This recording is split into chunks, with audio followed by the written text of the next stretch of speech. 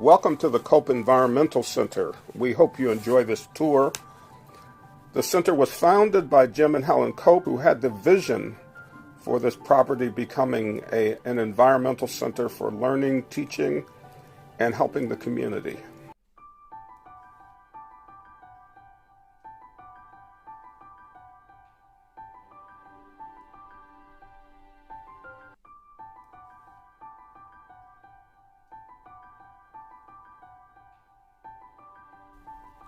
The Cope Environmental Center is a living building. That means that it has to meet 7 standards in order to be considered such. There are only 29 such buildings in the world. The standards are water. It has to have a net zero balance. That is, the water usage on the site must not be more than the rainwater, groundwater supplied in that area.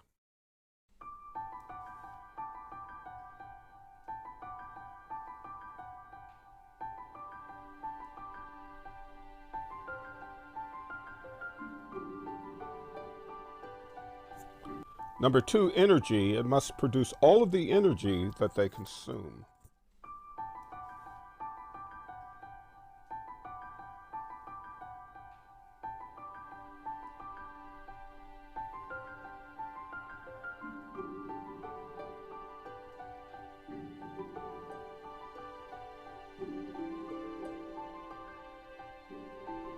The materials have to be non-toxic, and they had to vet them.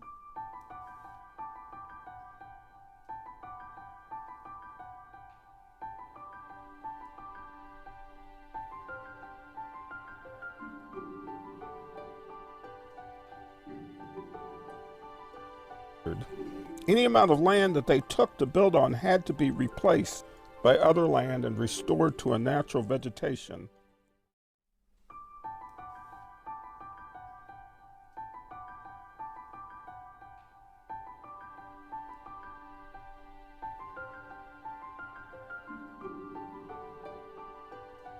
And also they had to meet beauty, equity, ADA compliance, and health standards. So this is a wonderful building. It's amazing that they were able to accomplish that and be the 29th building in the world. So I'm Karen Hostetter. I am the Executive Director at Cope Environmental Center. I've been here for a couple of years, and it's a super exciting place to be involved with sustainable living and to be involved with a community that cares about our impact on the earth.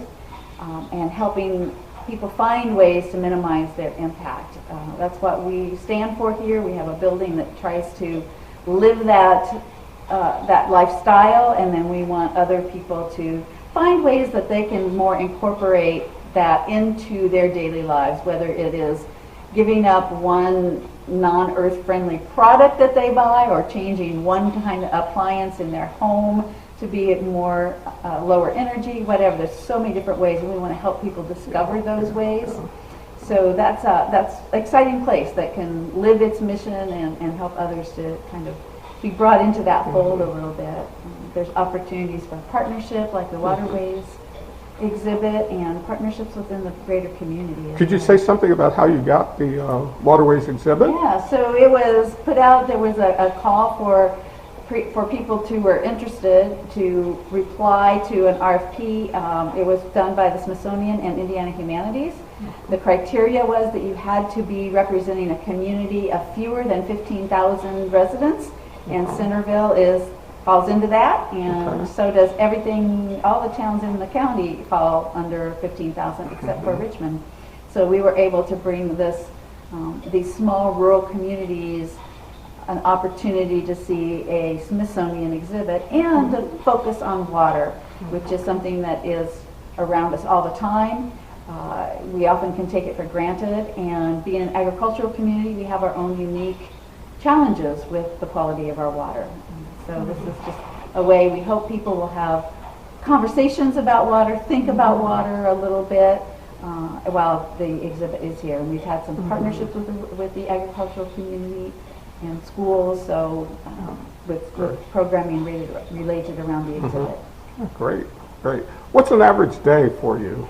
Oh my goodness. I guess there's And no average. I was going to say, and you just saw one today that was not average. I mean, it's, I say average is sitting at my desk working on grants and paperwork and donor records, interrupted by phone calls and programs and great guests and maybe even a trip out onto the sanctuary. So it's a smattering of all kinds of things, dealing with the long-term future, solid future of the organization mixed in with daily operational running. So that's kind of the job of an executive director, is to blend daily running with long-term stability. Yeah. Thank you so much. You're welcome. I appreciate it. For several years, the Cope Center, in cooperation with a teacher from Centerville School, has been encouraging families and children from the local area to bring bottle caps, soda bottles, things like that, bar jars and such. We gather them here and then bring them right here to this container next to the front door of the Cope Education Center, where they are collected and then taken to a plastic recycling company, which then melts these down and can produce outdoor furniture and other products. So it's a way of having a real reuse of the material, which otherwise might just go to a landfill and is not accepted by all recycling companies. Thank you. And is this chair an example of what they? I think probably It is.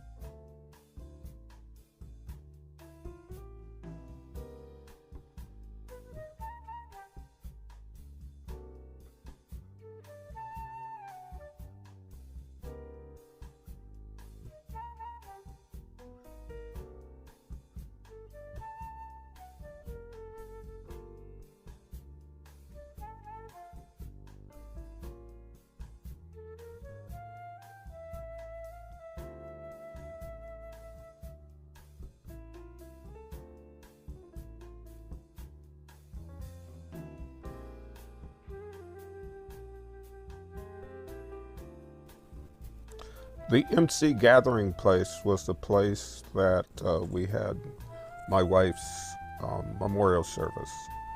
It's a very useful room. It's very multifaceted and has a lot of ways it could be used.